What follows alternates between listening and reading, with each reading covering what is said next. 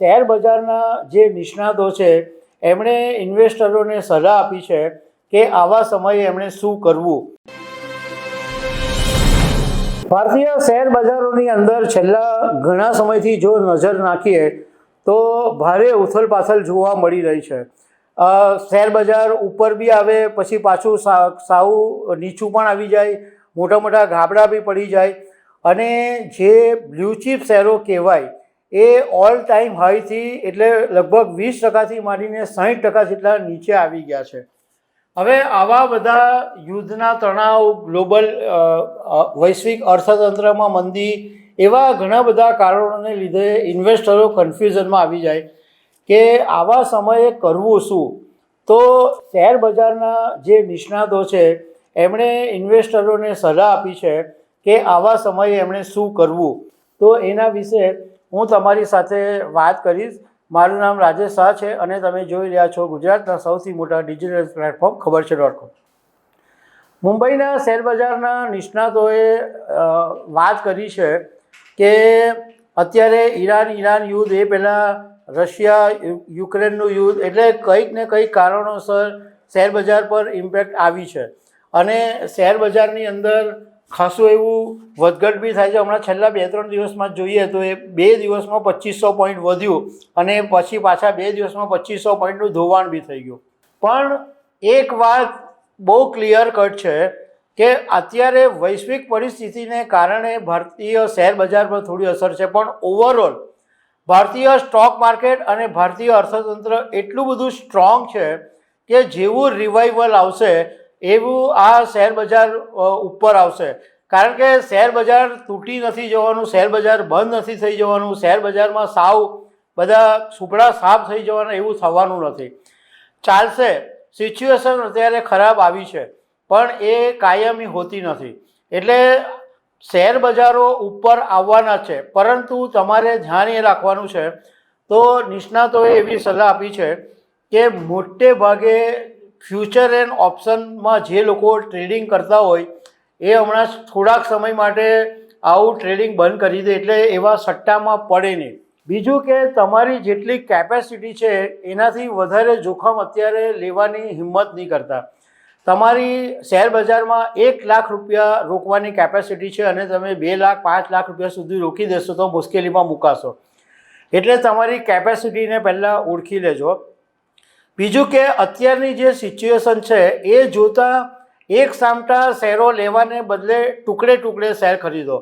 ધારો કે તમારે 1000 શેર લેવા છે તો હમણાં 100 શેર લેવાથી શરૂઆત કરો, એક સામટા 1000 શેર લેવાની જરૂર નથી।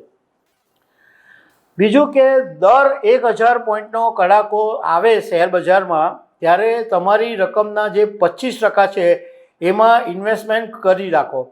આમ સામાન્ય રીતે શેર બજારની અંદર રોકાણકારોની માનસિકતા એવી હોય છે કે તેજીમાં તેજી અને મંદીમાં મંદી, એટલે મંદીના સમયે લોકોનો મૂડ જ એટલો ખરાબ થાય કે ભાવ એટલા ઓછા તળિયે હોય તો પણ કોઈ શેર ખરીદવા નહીં આવે, અને તેજી આવે તો ગમે એટલા ઊંચા ભાવ કેમ નહીં હોય, લોકો એ ચાલતી ગાડીમાં ચડી જ જાય। પણ એક્સપર્ટોની સલાહ એવી છે કે તમારે જ્યારે બહુ માર્કેટ તૂટી જાય ત્યારે જ ખરીદી કરવી જોઈએ, કારણ કે તમારે એને ઓપોર્ચ્યુનિટીઝ માનવી જોઈએ કે આ જે અમુક કંપનીઓ જે બહુ જ ફંડામેન્ટલી સ્ટ્રોંગ છે, જેને બ્લુ ચીપ સ્ટોક કહેવામાં આવે છે, જે સોનાની ખાણ જેવા શેરો હોય છે, એ શેરો જ્યારે તમને નીચા ભાવે મળે છે તો એનો મતલબ એમ છે કે તમને એક ઓપોર્ચ્યુનિટીઝ મળી છે। તો એવા સમયે એવા શેરો તમે લઈને મૂકી રાખો અને એને ભૂલી જાઓ।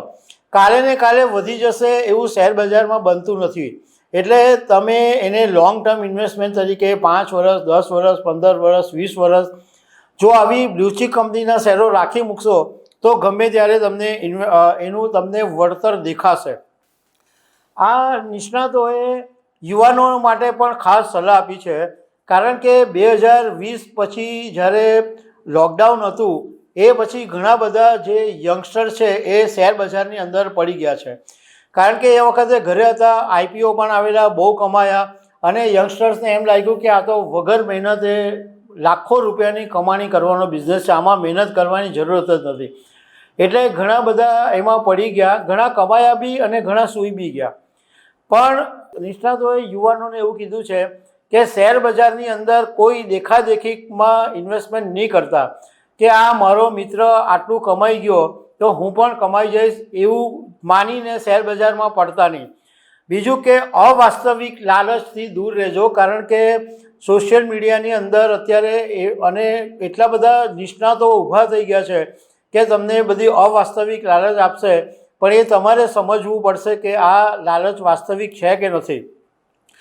બીજું કે ભૂતકાળનો જે નફો છે એને ધ્યાનમાં રાખવાને બદલે ભવિષ્યના લક્ષ્યાંકો પર ધ્યાન આપવું જોઈએ. ભૂતકાળમાં કમાયા છો એટલે ભવિષ્યમાં કમાશો જ એવી કોઈ ગેરંટી શેર બજારની અંદર હોતી નથી. બીજું કે જે યંગસ્ટર છે એણે કોલ પુટ અને ઓપ્શન જેવા સટ્ટાકીય તત્વો છે એમાંથી દૂર રહેવું જોઈએ.